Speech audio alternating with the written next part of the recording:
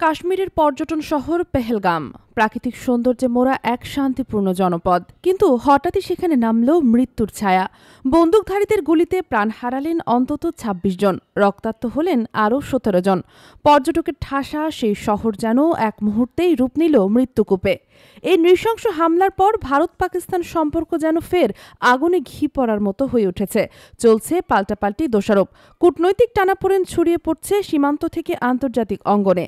আর এমন উত্তেজনার মাঝেই বিস্ফোরক মন্তব্য করলেন যুক্তরাষ্ট্রের সাবেক প্রেসিডেন্ট ডোনাল্ড ট্রাম্প। এয়ারফোর্স ওয়ানে সাংবাদিকদের মুখোমুখি হয়ে ট্রাম্প স্পষ্ট জানিয়ে দিলেন, ভারত পাকিস্তানের এই সংঘাত হাজার বছরের পুরনো, তারা নিজেরাই মিটিয়ে নেবে, একভাবে হোক আরেকভাবে হোক। হ্যাঁ, এমনই ছিল তার সোজাসাপটা বার্তা, যেন বিশ্বজুড়ে উত্তেজনার আগুনে ঢেলে দিলেন একরাশ বরফ। ট্রাম্প বলেন, আমি দুই দেশের সাথেই ঘনিষ্ঠ, কাশ্মীর ইস্যু তো নতুন নয়, সম্ভবত হাজার বছরেরও পুরনো। এই বক্তব্য অনেকে দেখেছেন নির্লিপ্ততা, আবার কেউ কেউ বলছেন এটাই কূটনৈতিক বাস্তবতা। এদিকে পেন্টাগনের পক্ষ থেকে জানানো হয়েছে, এই পরিস্থিতি মার্কিন প্রশাসন অত্যন্ত গুরুত্ব সহকারে পর্যবেক্ষণ করছে, তবে তারা কাশ্মীর বা জম্মু নিয়ে কোনো অবস্থান নিচ্ছে না বলেও জানানো হয়। জাতিসংঘ মহাসচিব অ্যান্তনিও গুতারেসও দিয়েছেন এক আবেগময় বার্তা, সর্বোচ্চ সংযম দেখান, এমন কিছু করবেন না যা পরিস্থিতিকে আরও খারাপ করে তুলবে।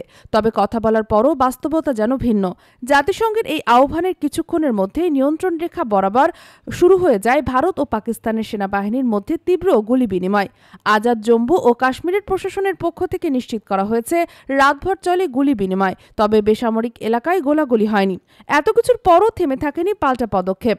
ভারত একতরফাভাবে স্থগিত করেছে ১৯৬০ সালের সিন্ধু পানি চুক্তি, যেটি ছিল দুই দেশের মধ্যে একমাত্র স্থায়ী শান্তি চুক্তি। উত্তরে পাকিস্তান বন্ধ করে দিয়েছে ভারতের সাথে বাণিজ্য এবং ঘোষণা দিয়েছে আকাশসীমা বন্ধের। আন্তর্জাতিক মহল বলছে, এই সিদ্ধান্তগুলো পরিস্থিতিকে আরও জটিল করে তুলবে। একদিকে রক্তপাত, অন্যদিকে কূটনৈতিক দড়ি টানাটানি।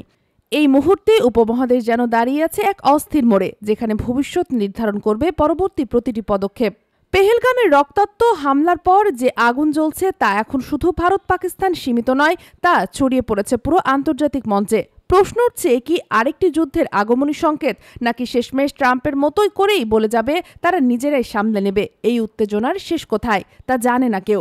ভিডিওটি যদি আপনার চিন্তায় দাগ কেটে থাকে তাহলে লাইক দিন, মতামত জানান কমেন্টে, আর শেয়ার করুন বিশ্ব জানুক উপমহাদেশের এই আগুনে ভবিষ্যৎ কতটা অনিশ্চিত।